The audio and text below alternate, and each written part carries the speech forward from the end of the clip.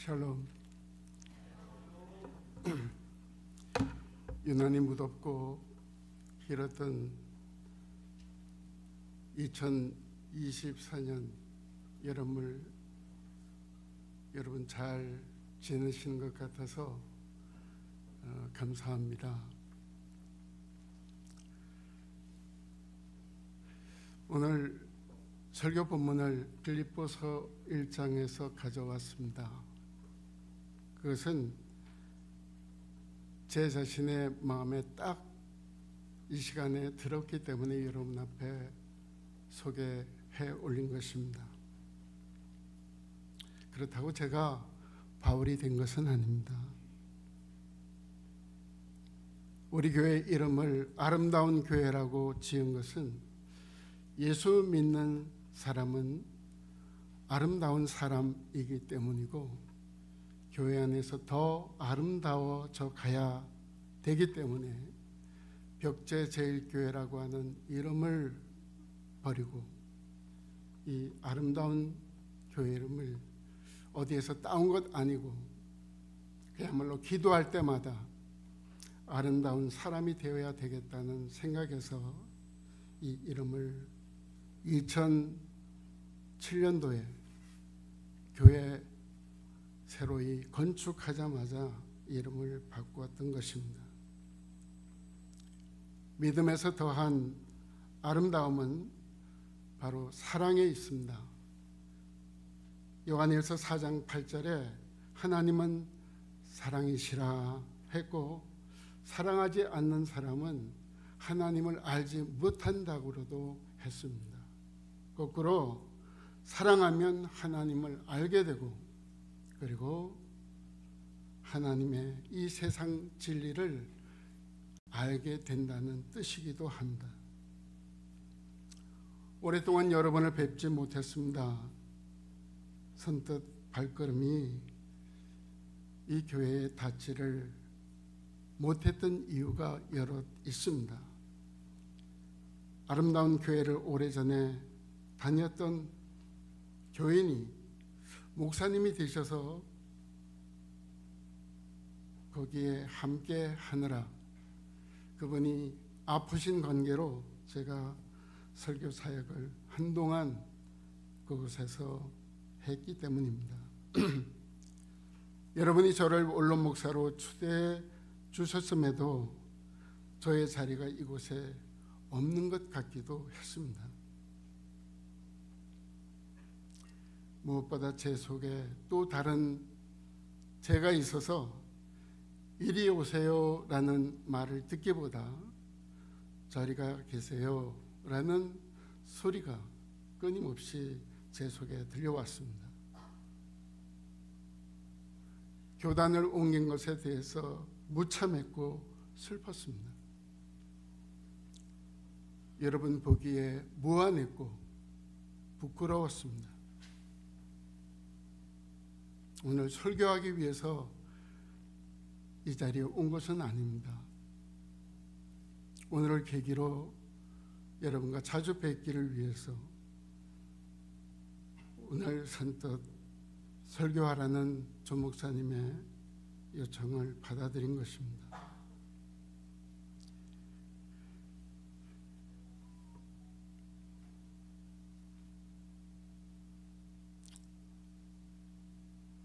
교단을 옮긴 것에 대해서 제 마음에 있는 소리를 하고 싶습니다. 잠을 설치는 일이 많았고 끝간데 없이 회의와 그리고 낙심에 빠졌습니다. 이때 새벽 3시의 시간을 제가 회복했습니다. 주님께 예전처럼 기도를 회복했다는 얘기입니다. 그때 주님이 들려주신 음성은 사랑하라는 것이었습니다.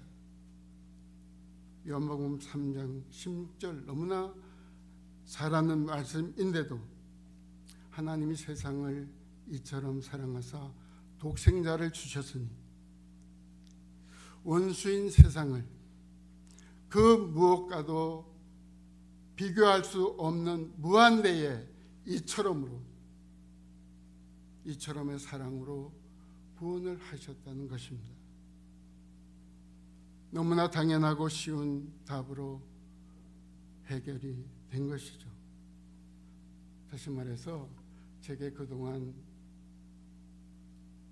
사랑이 없었던 겁니다. 우리는 다른 사실에 대해서 잘못된 생각을 가지고 있습니다. 다르다를 틀렸다라고 생각하거나 적대적으로 여깁니다. 사랑하는 여러분, 하나님께서 이 세상을 어떻게 창조하셨는가를 보면은 우리는 나와 다름이 틀렸다거나 잘못됐다거나 그렇게 생각하는 일이 없을 겁니다. 창세기 1장 3절부터 21절까지를 보노라면 하나님께서 왜 따로 구별하시고 다르게 창조하셨는가가 나옵니다. 하나님, 당신 보시기에 좋으니까 다르게 창조하셨고 그리고 구별을 해 놓으셨던 것이죠. 하늘과 땅을 나누시고 궁창 위의 물, 궁창 아래의 물로 그리고 각기 다른 종류의 생물과 식물과 모든 것들을 만드신 사실을 보게 됩니다. 태초에 하나님은 혼돈과 그리고 공허 그리고 흑암에서 천지를 창조하셨어요. 나눔과 다름이 없을 때, 우리 가운데 없어질 때 다시 흑암과 혼돈, 공허가 우리에게 올 것입니다. 헬라어 아디아포라는 제게 아주 깊고 넓은 영감을 주었습니다. 보통의 평범한, 심지어는 하잘것없는 뜻을 가진 아디아포라.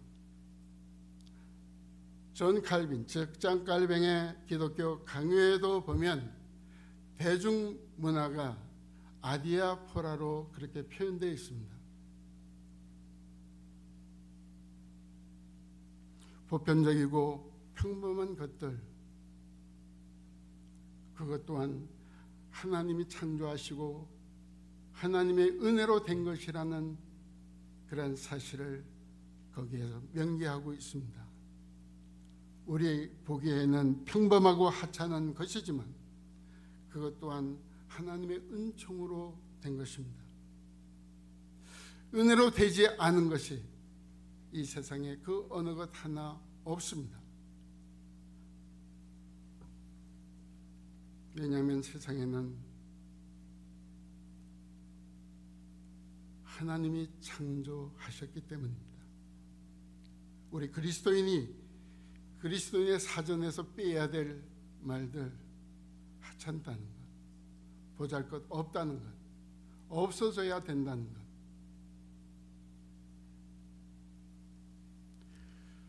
여러분, 마태복음 10장 42절 말씀에 보시면 소자에게 냉수 한 그릇을 대접한 그 상을 잃지 않겠다고 말씀하셨습니다.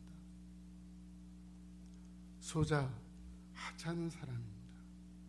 작은 아이가 아니에요. 옛날에는 어린 아이로 표현을 했지만 폐지를 주어서 생계를 유지해가는 노인이나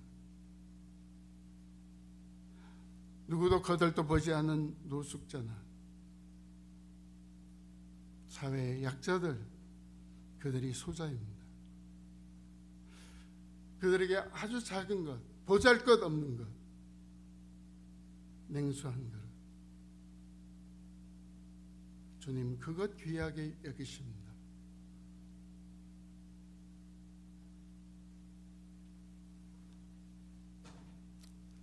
누가복음 18장 9절부터 14절에도 예수님의 나레이션 가운데 성전에서 기도하는 바리새인과 세리의 모습이 조명됩니다. 바리새인이 서서 따로 기도했다는 것은 따로는 구별이 아닙니다. 그는 교만한 것이고 세리를 참으로 업신여기고 하찮게 여기는 것입니다.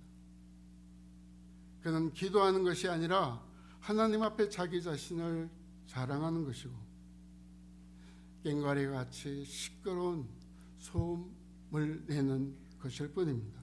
왜냐하면 하나님께서 그의 기도를 듣지 않으셨기 때문이죠. 세리의 기도는 주님께서 들어주셨습니다. 부끄러워서 얼굴을 들지 못하고 멀리 따로 서서 나는 죄인입니다 하는 이 한마디 속에 주님은 그의 기도를 다 알아들으셨습니다.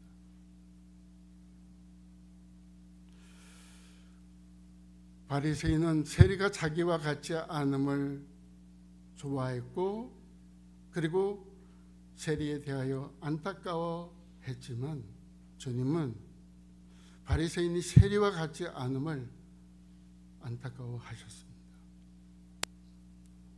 일반 대중식당에서 두 손 모으고 머리 숙여 기도하는 그리스도인을 이따금 봅니다. 감동하여 울컥해서는 전 밥을 삼키지 못한 적이 여러 번 있습니다. 올림픽이 한창입니다마는 저는 신유빈 선수의 앙증맞고 귀여운 모습을 즐겁게 보기는 합니다만 이은혜 선수의 경기를 끝내고 라켓을 잡은 손으로 바닥에 꿇어 기도하는 모습을 감당합니다. 그녀는 원래 국적이 우리나라 사람이 아니에요. 전지희 선수가 그랬듯이 그녀 역시도 중국인이었습니다. 지금은 선교사로 활동하는 양영자 선수의 권유에 따라 우리나라로 귀화한 것입니다.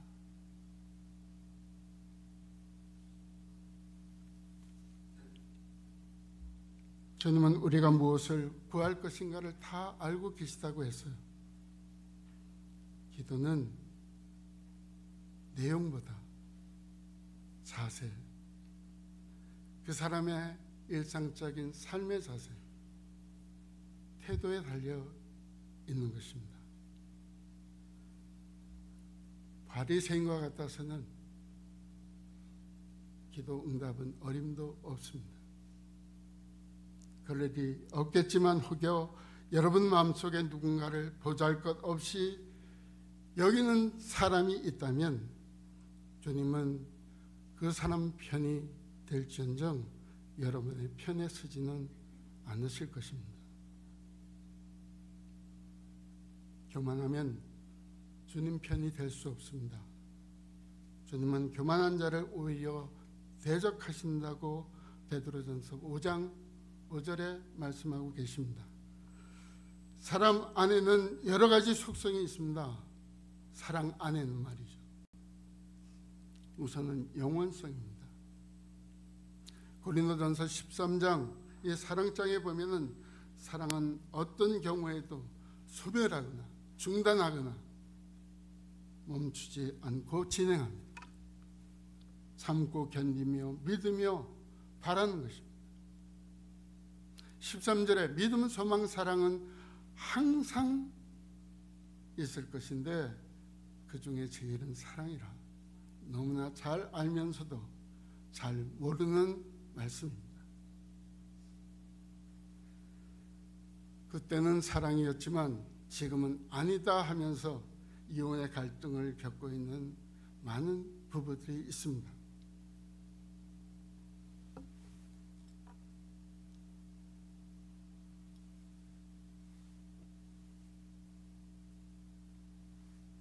그러나 그때의 사랑이 거짓이었다는 것, 사랑이 아니었다는 것, 그것을 증명할 따름입니다. 사랑이 지지부진하거나 멈춰서는 아니 된다는 것입니다. 그건 하나님께 속한 사랑이 아닙니다. 사랑은 착합니다. 선하고 어질며 성실합니다. 다 내통하는 성질입니다. 인자하고 순종하며 겸손 온유합니다. 다른 사람 앞에 자신을 낮춥니다. 다른 사람을 나보다 높이 여깁니다. 가르치려고 하기보다 상대방으로부터 듣기를 더 원합니다.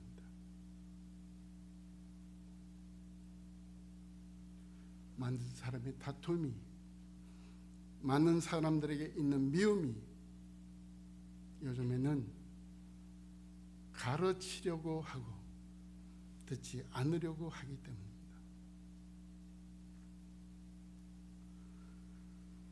사랑은 남겨두지 않고 다하는 것입니다.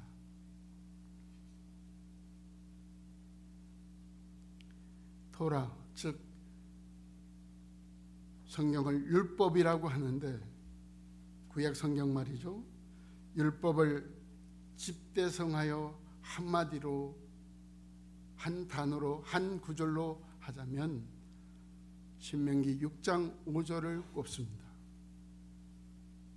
너는 마음을 다하고 뜻을 다하고 힘을 다하여 내 하나님 여호와를 사랑하라.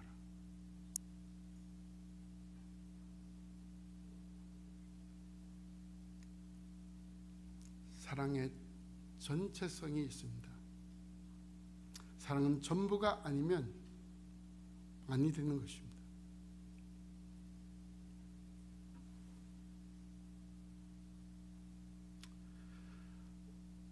부자와 과부가 헌금을 드린 사실을 알고 계시죠?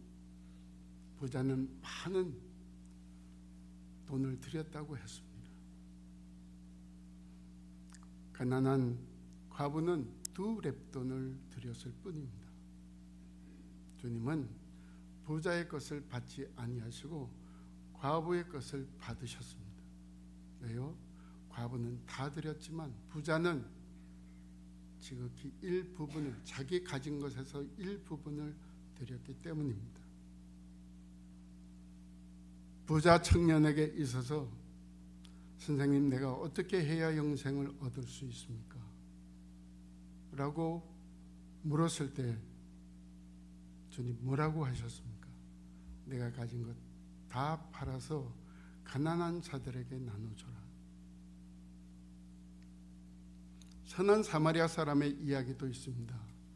그는 강도 만난 사람에게 자기가 지금 가지고 있는 시간과 물질과 모든 것들을 다 들여서 그 사람을 구했습니다. 사마리아 사람은 강도 만나 죽게 된 유대인을 자기가 가지고 있는 모든 것을 다 동원해서 최선을 다했던 것입니다. 그동안 가깝다고 생각한 사람들, 뭘로 가깝다고 판단하시겠습니까? 다하는 사랑으로 해야 합니다. 다하지 않는 사랑은 성경이 말하는 사랑이 아니고 우리 주님이 사랑하신 사랑이 아닙니다. 하나님의 사랑이 다하는 사랑이었습니다. 독생자를 십자가에 내어주시는 사랑 말고 그보다 더 이상 어떤 사랑이 큰 것이 있습니까? 로마서 5장 8절에 우리가 아직 죄인 되었을 때에 그리스도께서 우리를 위하여 죽으심으로 하나님께서 우리에 대한 자신의 사랑을, 자기의 사랑을 확증하셨느니라. 예수님도 하나님 아버지의 사랑에 동의하여 자신을 내려놓습니다. 겟세마네 동산 기도에서 이 잔을 내게서 옮기시옵소서. 그러나 나의 원대로 마시고 아버지의 원대로 되기를 원하나이다. 마태복음 26장 36절부터 46절까지의 말씀입니다. 여러분, 이 기도 잘 아시죠?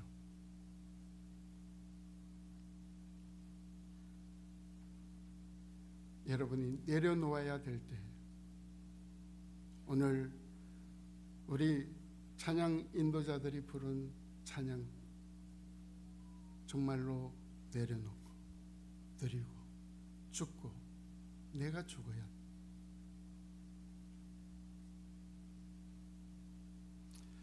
그랬을 때 예수님이 이렇게 말씀하실 수, 선포하실 수 있으셨어요. 다 이루었다. 다 사랑해야, 내려놓아야 다 이룰 수가 있는 겁니다. 우리 삶의 완성도도 하나님의 뜻을 이루는 데 있습니다.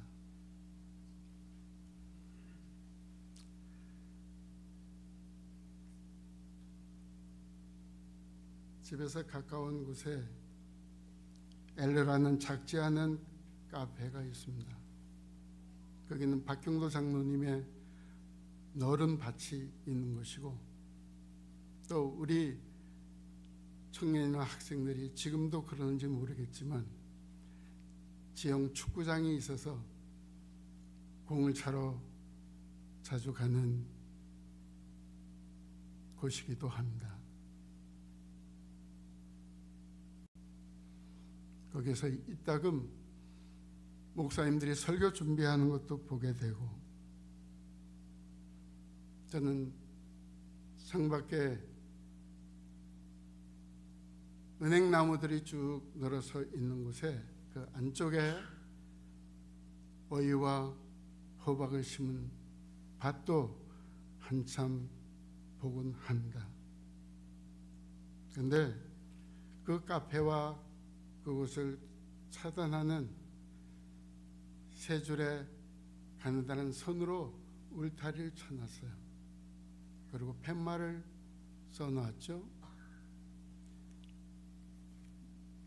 개들을, 고양이를 데리고 오는 손님을 통제하기 위해서 넘어가지 마세요. 붉은 거짓으로 아주 조그만 팻말 서너 개를 거기에 세워놨어요. 그런데 그 밑에 말이 더 우리를 돌아보게 하는 말입니다. 마을 주민들께 피해가 갑니다.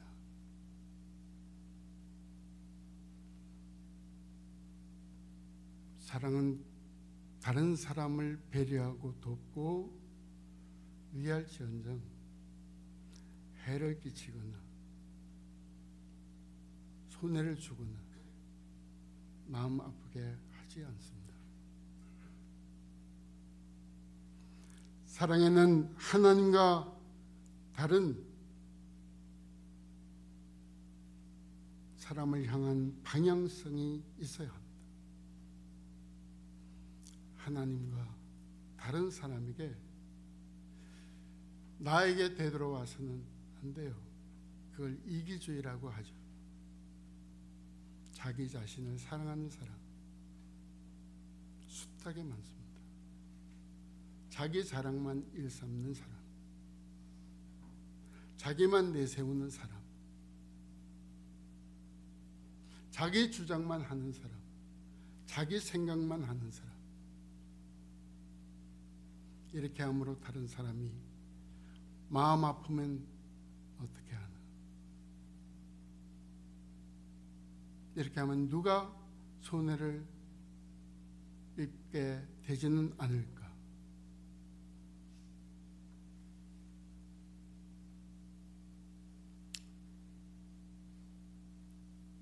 혼자 무료와 기도해서 소설을 하나 읽었습니다. 베스트셀러를 우선 검색해서 보았죠. 늘 이름만 들어오던 유명 작가, 그래서 모순이라는 양기자 씨가 쓴 소설을 읽었어요. 모순.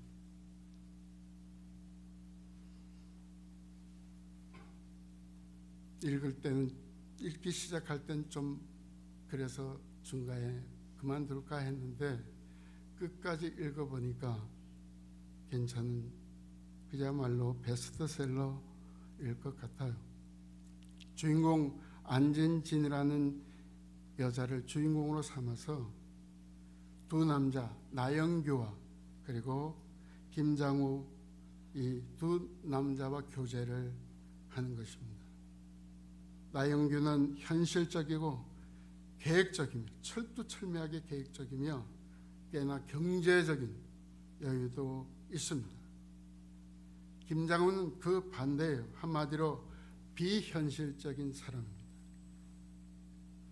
안진진은 나영석에게 없는 것이 김장우에게 있고 김장우에게는 없는 것이 나영석에게 있어서 양 다리를 걸친 것이죠. 안진진은 나영규에게 하지 않았던 사랑 고백을 합니다. 왜요? 그 사람이 좀 달콤하고 사랑하지 않을 수 없는 그런 어떤 감성이 있었기 때문입니다. 그러나 결혼은 현실적인 나영규와 해요. 소설 속에는 이뿐만이 아닙니다. 다수의 가족과 주변 사람들을 하나는 창으로, 하나는 방패로, 그래서 모순이죠. 그렇게 등장을 시킵니다. 다시 말해서 우리들 역시도 이 모순 속에서, 모순투성이의 세계 속에서 살아간다는 뜻입니다. 소설 모순을 사서 읽기보다는 여러분, 일찍이 성경에서는 에서와 야곱을 쌍둥이로 등장시켜서 우리의 이 모순 덩어리인 우리의 이해를 돕고 있습니다. 어디 그뿐인가요? 야곱이 각기 다른 신분의 다른 네 여인을 통해서 12아들을 낳습니다. 하나님께서 혈통을 중히 여기시는데 왜 이렇게 족장이고 이 성경에 등장시키는 야곱에게 네 여인까지 주셨을까? 거기에 하나님의 뜻이 있습니다. 그게 오늘날 이스라엘의 조상이 되는 것이죠. 모순은 이치에 맞지 않아 이해와 그야말로 사랑까지 도달할 수 있는 것이 못 됩니다.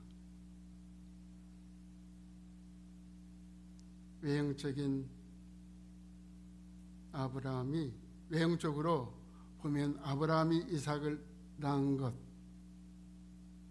성향상 어느 정도 맞습니다.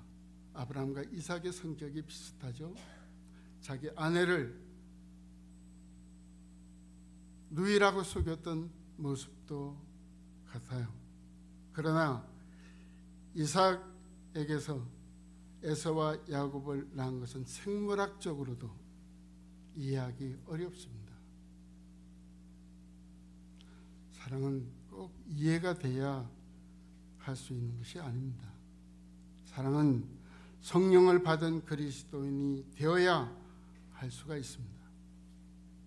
예수님이 베드로에게 물으셨습니다. 부활하셨을 때, 바요나 시몬아 내가 나를 사랑하느냐 물으셨을 때 그는 예 사랑합니다 자신 있게 그렇게 대답을 했어요. 그런데 주님이 눈앞에 사라지자 우리 고기 잡으러 가자, 다른 길로 갔습니다. 그러나 그가 오순절 성령 강림의 사건 때 그 자리에 있은 이후의 모습을 한번 보시죠. 겁많은 베드로가 아니었습니다. 죽음이 무서운 베드로가 아니었어요. 그때는 일편단심으로 주님의 사도로서의 본분을 다하는 것을 보게 됩니다. 예수님이 말씀하시고 성경에서 강조하는 사랑은 사람으로서는 할 수가 없습니다.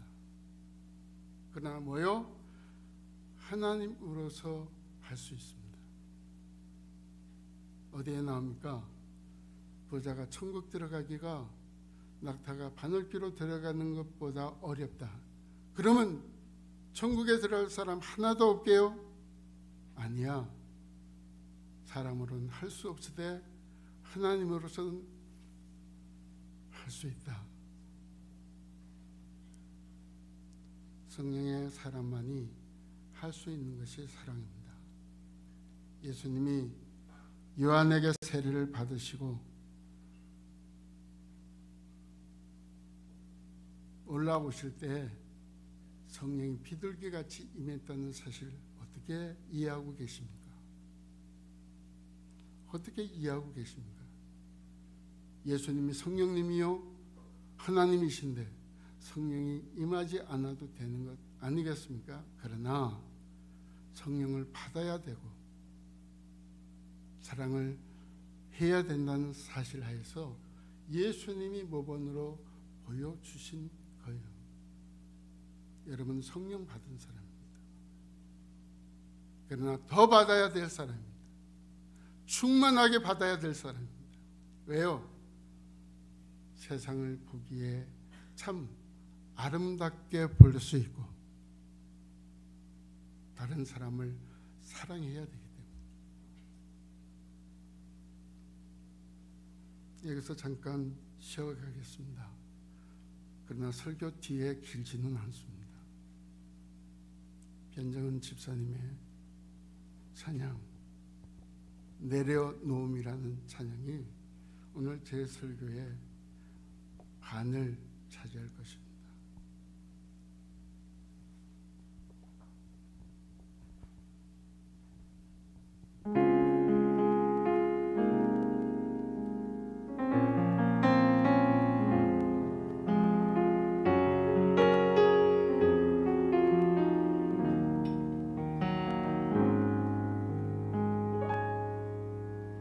나를 버리고 그의 길을 가는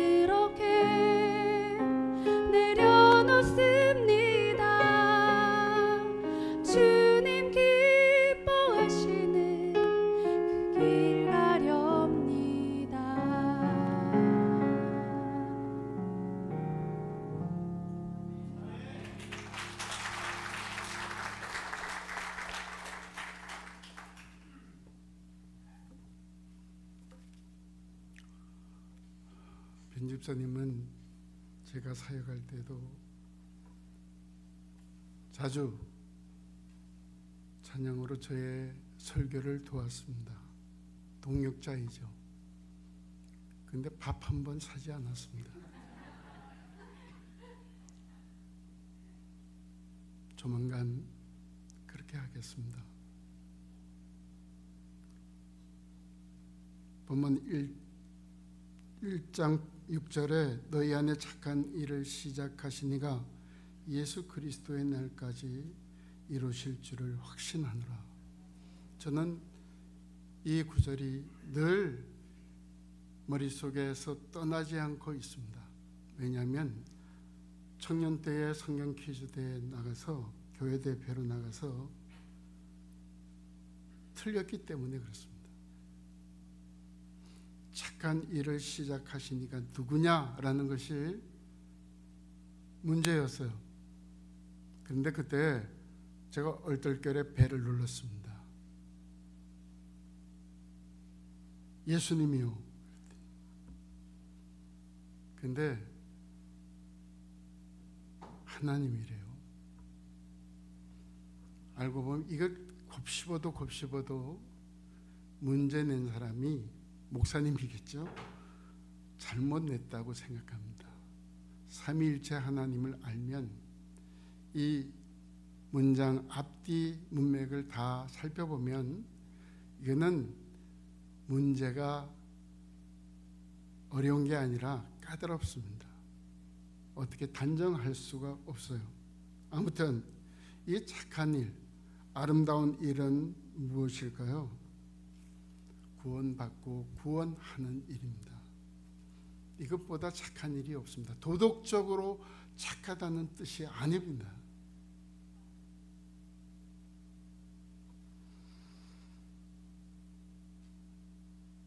빌립보 교회는 바울이 아시아에서 마게도냐인의 환상, 와서 우리를 도우라는 이 환상을 보고 드로아에서 에게를 건너 빌립보에 가서 루디아 집사와 함께 그의 집에서 예배를 드린 것으로 시작한 교회예요. 그래서 빌립보에 많은 역사가 일어났고 그 교회가 누구보다도 바울에게 참으로 아름다운 교회로 자리하고 있었던 그런 교회입니다. 2012년도에 김수병 장로님과 이 드로아 가까이 있는 쿠사다시에서 이 건너편을 바라보는데 보이지 않는 에게해만 무섭게 보이는 그곳에서 커피를 마셨던 기억이 납니다. 2012년도죠. 아무튼 그런 기억과 더불어 아름다운 곳 어떤 것일까요? 하나님의 일, 그것이 이루어지는 그 모습일 것입니다. 이제 탈무드 얘기를 끝으로 여러분과 여러분에게 전하는 말씀을 맺고자 합니다. 랍비 학교를 어느 한 학생이 졸업을 하지 못하고 내도록 수업만 듣는 그런 학생이 있었어요. 그는 어느 날 스승에게 이야기합니다. 선생님, 저는 이제 졸업할 자격이 다 갖춰졌다고 생각합니다. 그래, 네가 갖춘 그 자격이라는 게 뭐냐? 선생님, 저는 아무 데서나 잘 수 있습니다. 그리고 아무거나 먹을 수가 있습니다. 랍비면 길거리를 걸어가면서 하나님의 말씀을 가르치고 전하는 것인데, 저는 어디서든 여건이 안 되는 곳에서도 다 감당할 수 있습니다. 맨 땅에서 잘 수 있고 풀도 먹을 수 있습니다. 의식주 그러면 해결된 거 아니겠습니까? 그리고 제 안에 일어나는 욕망을 제가 채찍을 가지고 다니면서 그때마다 채찍질하여 억제하겠습니다. 그랬더니 스승 랍비가 얘기합니다. 지나가는 나귀를 가리키면서 저 나귀는 아무데나 잘 수 있고 풀을 뜯어먹고 어떤 음식이든 먹을 수 있어. 그리고 말을 안 들으면 주인이 수시로 채찍질해. 너는 나귀의 자격은 갖췄을 망정 아직 랍비로서는 자격이 충분치 않아.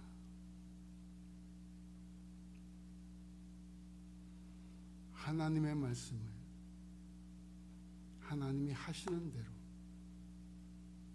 사랑하고 겸손하고 그래야 되는데 너에게는 그런 것이 보이지 않아.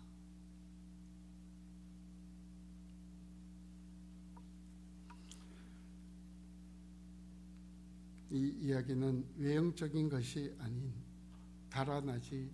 드러나지 않는 신앙의 인격을 얘기하는 것입니다. 제자는 무엇을 많이 배우고 잘 가르치는 것이 제자가 아니라 예수님과 같은 그런 삶을 사는 거예요. 거기에 사랑이 있어야 됩니다.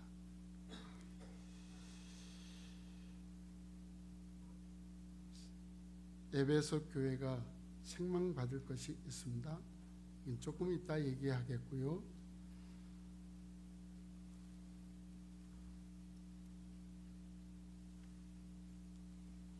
아름다운 교회는 1987년 8월 3일 하루 종일 비 내리는 날에 17평 지하에서 시작했습니다. 올해로 37주년이 되는 것이죠. 8월 3일이니까 한 주 전에 지난 것입니다. 역사는 버릴 수 없고 지울 수도 없습니다.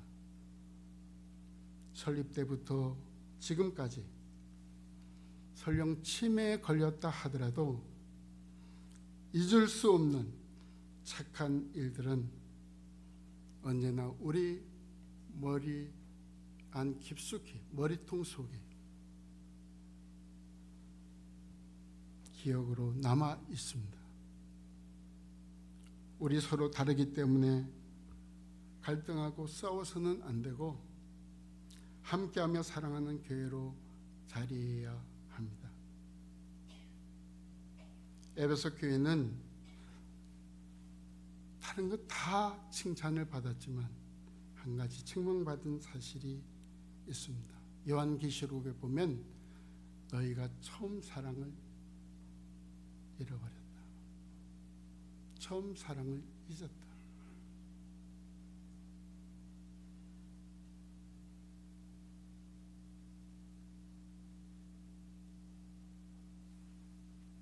사랑을 버린 것은 전부를 버린 겁니다.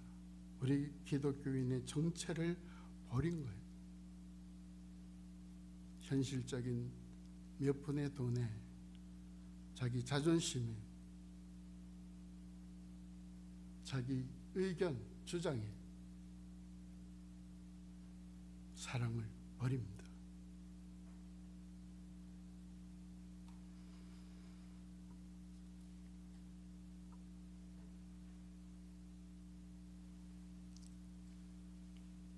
여러분, 하나님의 창조의 눈으로 다름과 구별을 참으로 이해하시고 다름을 인정하시고 오히려 사랑하셔서 주님의 뜻을 이루시는 여러분과 제가 되기를 바랍니다.